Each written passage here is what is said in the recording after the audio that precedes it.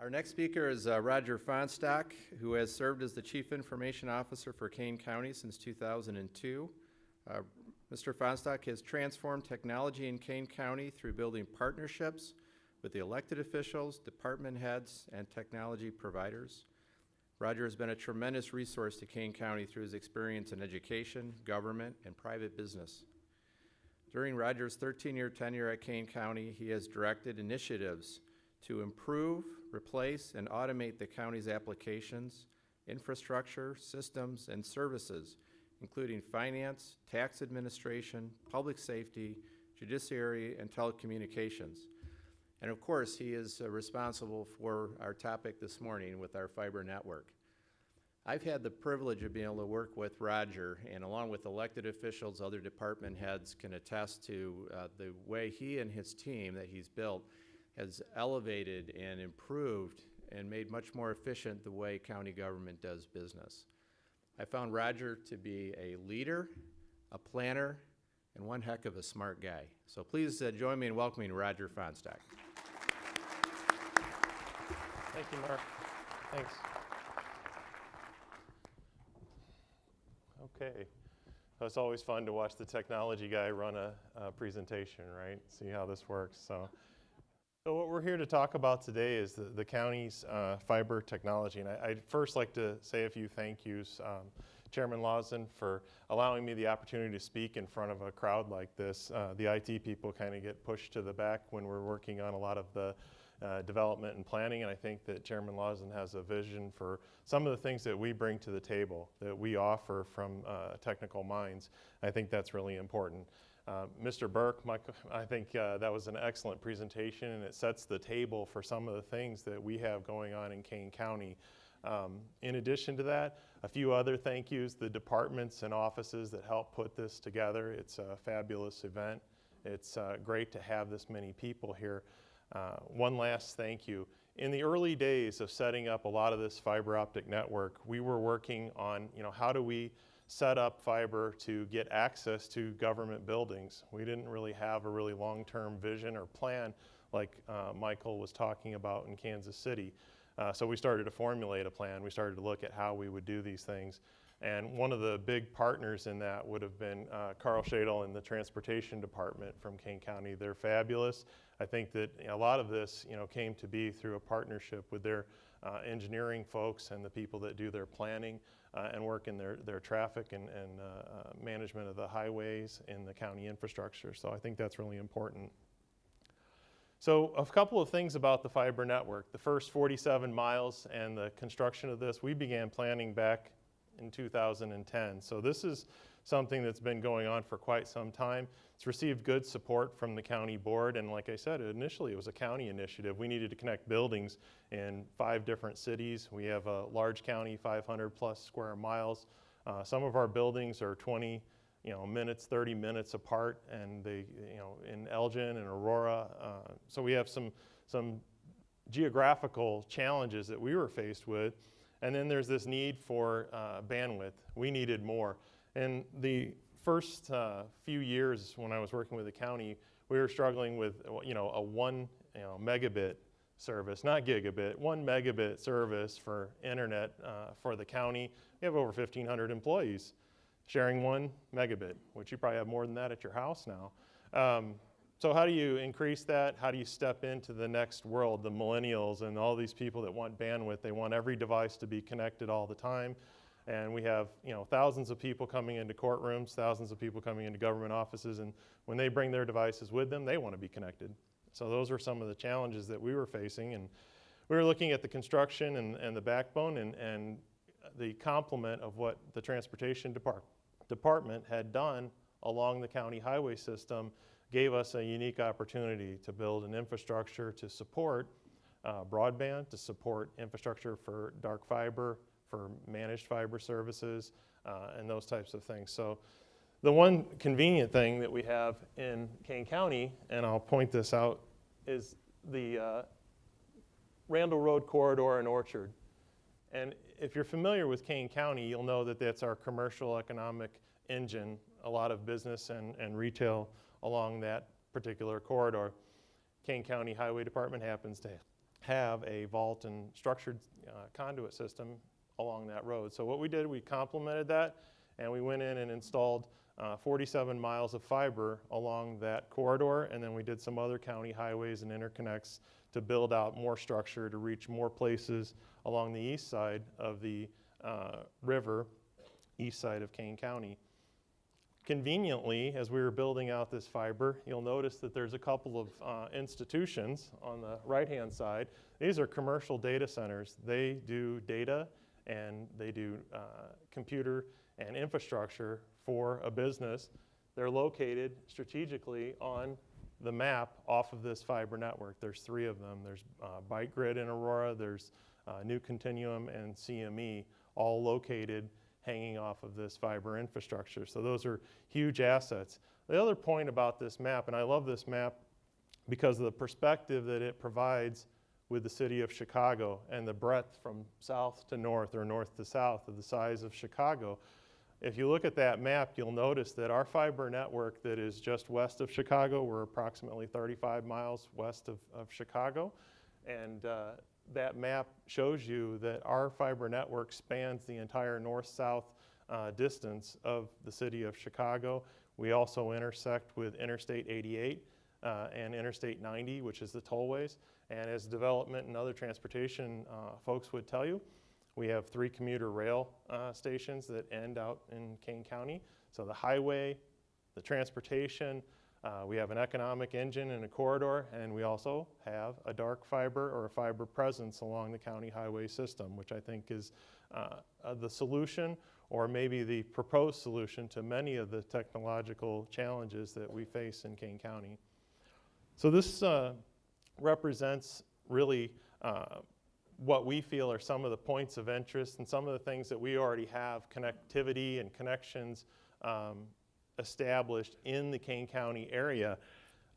NIUNet and the Northern Illinois University folks, they're going to be on a panel. We have a representative from NIU to talk a little bit about some of the questions and ideas that they've had. They've been a great partner, Illinois Century Network in the state of Illinois. We've worked with them on partnerships with schools and education. I think they're really important. Some of the other things that I've already mentioned about the highways and the Tollway Authority, all good partners that we work with. And that's one of the common themes that you're going to hear us talk about. King County, as a government, as an IT department, we can't be all things to all people. We need partners. We need resellers. We need commercial.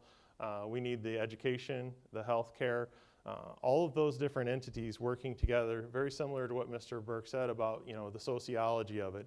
How do we understand or know what it is that you need without talking with you, interfacing with you, finding out what your needs are, and where we can complement that? We do have good partnerships with the municipalities. We connect into most of the major municipalities. Some of the smaller municipalities, we still have some challenges with the last mile. We still have to work on some of those plans, and obviously there's costs associated with some of those things.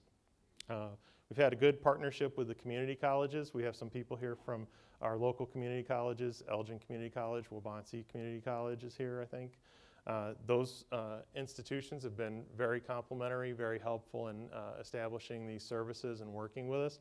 And I think that says a lot about some of the sociology that's already developing in the county. So why is this important? What does it matter? And I think, again, Mr. Burke had stressed that this was a challenge, getting people to understand why do you need this? Or if I talk to you about it, what does it matter to you? One of the things that we're going to talk about in a minute is some examples of how this is put together and how it works, and an example of how it's a cost benefit or a value and an improvement in service. I think those are some of the things that everyone can derive from services like this. Competition is critical in this industry. Competition is important. It creates value. It creates a marketplace where people can buy services. They can buy more and they can get it for a better price. Sometimes they're looking for different levels of service, and we'll talk about that a little bit as well in our panel, hopefully. There's obviously differences in different service providers, and what we're looking for is not to create a monopoly, not to create some kind of a mandate, but to be a good partner and create that competitive market and allow the infrastructure of the county to be available. So what does this do for me? It can provide the regional connectivity. We showed you the map with the data centers. Those commercial data centers, great for co-location, great for providing services, internet, carrier Ethernet, all kinds of storage solutions. And you hear the word cloud thrown around. Well, the cloud is really this network of infrastructure and network of service providers and these types of data centers. This will give regional connectivity to the county and to the greater Chicago regional area. It can also provide connectivity to the world. So one of the things that development works on is our export initiatives and the Jobs Committee. It's a wonderful extension of the county where we talk about things like businesses that want to be involved and engaged in exporting. They sell products outside of the country and bring money here. That's revolutionary. Some of those things are becoming more and more important. We're starting to communicate more effectively about that, and I think it's something that the county and the people in the county can be proud of. Hopefully we can be known for those types of things. Common services, internet service provider. Like I said, early in the days of working with Kane County, we had a 1 megabit service. Now our service is multiple gigabit service. So we went from 1 to thousands of megabit in order to provide the service just to Kane County. Other businesses have those same types of needs. We realize that, and we're hoping we can complement that. So one of the examples that I brought was a recent project with the Geneva School District. This project is being put together right now with a couple of our partners. School district shopping for internet service. They're looking to basically double their bandwidth. They're looking to increase the bandwidth for their students to provide a solution that can meet the needs of park testing. If you don't know what park testing is, it's a new standardized testing where they're going to do a lot of it online. It's going to require a lot of demand for internet bandwidth and a lot of devices in order to function and get that requirement met. So they're looking at doubling their bandwidth. They're looking at the cost of their current providers. I put some numbers on here. These are roughly what the costs look like. You're dealing with a 500 megabit service at $9.15 a meg, which is a very good rate, by the way. But at $54,900 a year, they went out to competitive process to get bids and pricing. We had at least 3 partners talk to us about how they could deliver that service to the school district for a lower price. And I know that partnership resulted in a gigabit service being delivered at roughly half the price of what they were looking to pay for their incumbent, and they got double the service. So from our perspective, that was a win. The service provider, the reseller that was working with them, was able to come in, do a proposal, and get this off the ground and get the school district what they needed and get them that competitive pricing that they were looking for. So I think that's a good success story for us on an example of internet. Another example of a success story is someone that's going to be on our panel a little bit later is from the Conservancy and a company called Fahnestock. They do fiber to the home in Gilbert's, Illinois, and they're providing this service to a new development, new residential development. So an example of that is looking to replace an incumbent that's providing a gigabit service. Again, they're paying a little bit more for commercial connection. They're at $84,000 a year, let's say, for a round number. The proposal for that connection, again, cuts their price in half and delivered the same service using a fiber optic reseller and partner. And we're working with them on establishing a little bit better service and redundancy and some peering. Anything you do with internet and connectivity, while you need quality and high bandwidth, you're also looking at getting diversity and redundancy, because this type of service has to be always on. It's kind of like the old telephone line. When you picked up the old telephone and it was always on, you got dial tone. Very similar need for internet technology and the internet service providers. They want it to be always on. That results in needing multiple carriers, multiple providers. If one provider has a bad day, it doesn't mean you shut down the school district. Any of the school district folks out here can tell you that if a school district is trying to do opening school registration, get my bus routes, internet has to be always on. Millennials, especially the kids in schools, they're always online checking their schedules. They don't print anything, nothing's on paper to them. So you have to have this constant presence of internet and constant bandwidth. So Fahnestock is one of the companies that's providing that to the Gilbert's community, and they're working with the Fiber to the Home project. I was given this information recently about their web presence and some of the things. I thought I'd put it up there because it's a good example of what one of these reseller partners is able to do or is working to do in a village like Gilbert's and in a development. They've gone through and they've done some examples of speed tests, and they're providing gigabit to the homes. They have some videos out there, and I think that, you know, from an entrepreneurial spirit, it's exciting to see somebody wanting to take on that type of an investment in a community, and they want the partnership. And I think that that competition and the marketplace can help them deliver a service that the residents, and hopefully it'll get into some commercial solutions, but it provides value, and it provides a good price point, and it creates a competition and makes Kane County more competitive for the dollars that are out there, whether it's you know, residential development, commercial development. We want to be the destination place for that money and for those investments. So example 3 that we're going to cover is a government fiber lease. So we were approached a few years ago about Elgin Community College in the state of Illinois, and they had embarked on a grant to connect community colleges. And they were spending money to build and construct fiber into community colleges at an alarming rate. They were spending tens of millions of dollars in construction costs. They were getting near the end of the project. They were trying to work with Elgin Community College to build about 10 miles, 11 miles of fiber. This also stretched to the north border of McHenry County with Kane County for McHenry County College. The state approached us, and basically the scenario is that they had $880,000 of construction to do and didn't have really the budget to complement that to finish their project. And they approached us knowing that we had this fiber, and they were asking us, you know, is there a way we can work out a lease with the county? So they were basically offsetting $880,000 of new construction along a road where we already had fiber. And we offered them basically a 20-year lease on that, and the price for that over 20 years is $170,000 for them. So the construction of fiber, or the overbuild of fiber along that route, would have cost them $880,000. They saved, you know, just over $700,000 in leasing fiber, or using infrastructure that the government already owned and the taxpayers had already basically provided. So I think these are 3 really good examples of how this fiber is put together and how it can work. The next question that we come across is, how do you engage the county or these resellers and partners in the use of, the development of ideas, the design, the plan that Mr. Burke was talking about from Kansas City? Some of the organizations are small enough, they can do some simple planning, they can do some simple conversations. Some of the cities and organizations need much more comprehensive planning. One of the things that I talk about a lot with small agencies or small organization is, if you put together the plan and you have a financial plan and you have an explanation, the idea is that it should be good enough that you would have an entrepreneur or a business or a bank invest in that plan. And if it's not good enough for someone to take up and want to invest in that plan, maybe you should think about doing something else. So there's some things about this that do cost money. They do take investment. There's an entrepreneurial spirit about that.